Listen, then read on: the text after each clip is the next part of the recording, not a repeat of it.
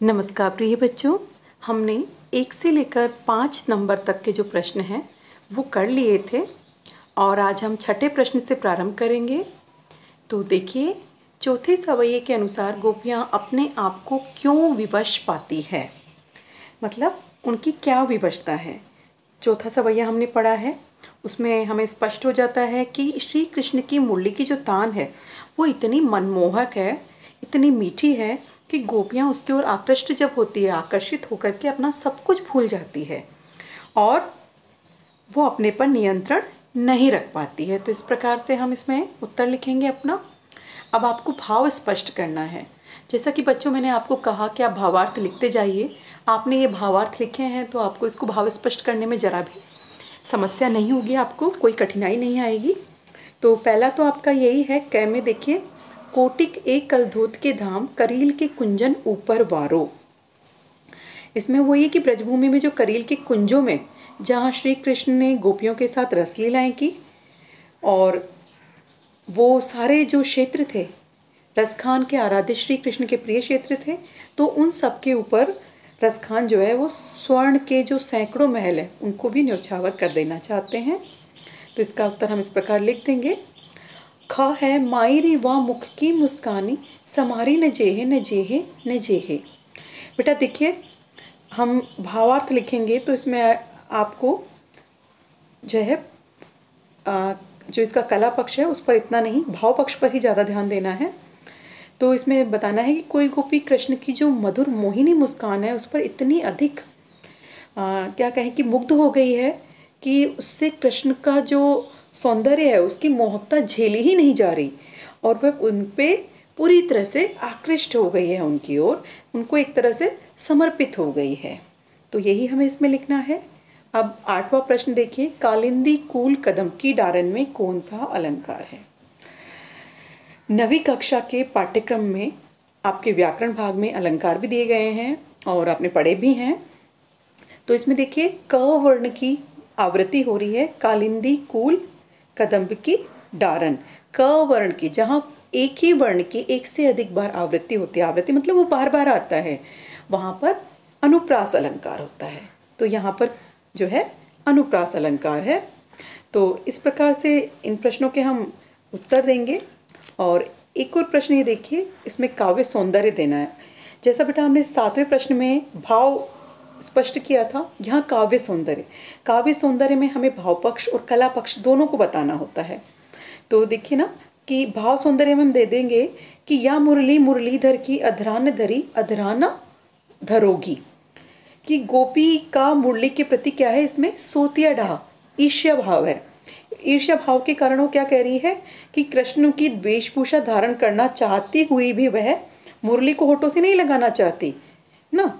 क्यों? क्योंकि मुरली जब कृष्ण के होठों से लग जाती है तो कृष्ण सब कुछ भूल जाते हैं। अब शिल्प सौंदर्य में मुरली और मुरलीधर अधरान अधरा में न में शब्द वर्ण की सार्थक आवृत्ति होने से क्या है, यमक अलंकार है। एक ही शब्द की बार बार आवृत्ति, प्रत्येक बार उसका अर्थ जो है भिन्न है, तो यमक अलंकार है। वैसे म ध और रै वर्ण की आवृत्ति से अनुप्रास भी है। और ब्रजभाषा का सौंदर्य तो दृष्टिगत हम रख ही रहे हैं, सवैया छंद भी उसकी क्या है, सुंदरता के साथ प्रस्तुत हुआ है। यति गति के जो नियम है वो प्रशस्य हैं। तो इस प्रकार से हम इन प्रश्नों के उत्तर देंगे। अब आपको मैं एक बार आदर्श उत्तर भी इसमें नोट करा देती हूँ, साथ ही आपके जो कक्षा का ग्रुप है उसमें भी मैं ये उत्तर आपको भेज दूँगी, आप वहाँ से भी चाहें तो इनको कर सकते हैं।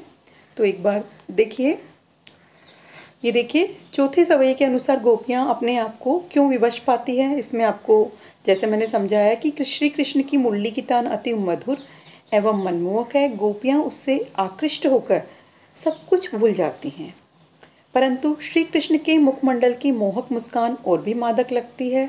इस कारण वे स्वयं पर नियंत्रण नहीं रख पाती और विवश होकर उनके वशीभूत हो जाती है। अब हमारे को भाव स्पष्ट करने का प्रश्न है, तो हमें यही देना है कि पहला जो है वो है, कोटिक के कलधोत के धाम करील के कुंजन ऊपर वारो। तो ब्रजभूमि के करील कुंजों में रसिक शिरोमणि श्री कृष्ण ने गोपियों के साथ रासलीलाएं की थी, वहाँ पर उन्होंने स्वैर विहार किया था, इस कारण आराध्य के लिए वे प्रिय क्षेत्र थे। अतएव उनके प्रति अनन्य भक्ति रखने से कवि उन करील कुंजों पर सैकड़ों जो स्वर्ण अर्थात सोने के महलों को भी न्योछावर करने की बात करते हैं। दूसरा है मायरी व मुक्की मुस्कानी संभारी न जेह जेह। तो कोई गोपी कृष्ण की मधुर मुस्कान जो है उस पर इतनी मुग्ध हो गई है कि उससे कृष्ण की मोहकता झेली नहीं जाती, वह पूरी तरह से कृष्ण को समर्पित हो जाती है या हो गई है। कालिंदी कुल कदम के डारण में जैसे मैंने बताया आपको, कैवर्ण की आवृत्ति होने से यहाँ अनुप्रास अलंकार है। और काव्य सौंदर्य, जैसा कि 7वें प्रश्न में हमने देखा केवल भाव सौंदर्य पूछा था, लेकिन यहाँ काव्य सौंदर्य में बेटा भाव पक्ष भी और कला पक्ष दोनों सम्मिलित होते हैं।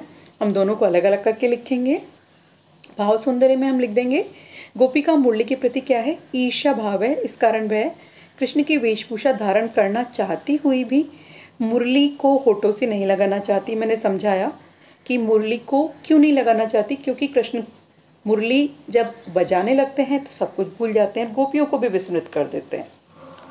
दूसरा आपका इसमें शिल्प सौंदर्य में मुरली, मुरलीधर तथा अध्रान और अध्रा न में शब्द अर्थात की सार्थक आवृत्ति है और इसमें यमक अलंकार है। इसके साथ ही मैध है और रैवर्ण की आवृत्ति से अनुप्रास भी है। और ब्रजभाषा का सौंदर्य दृष्टिगत है ही, हम देख ही रहे हैं कितनी लालित्यपूर्ण ब्रजभाषा है। सवैया छंद की सुंदरता भी परिलक्षित होती है। तो इस प्रकार से हम इन प्रश्नों के उत्तर दे देंगे और हम इन प्रश्नों को भली भांति से अपनी कक्षा कार्य अभ्यास पुस्तिका में करेंगे।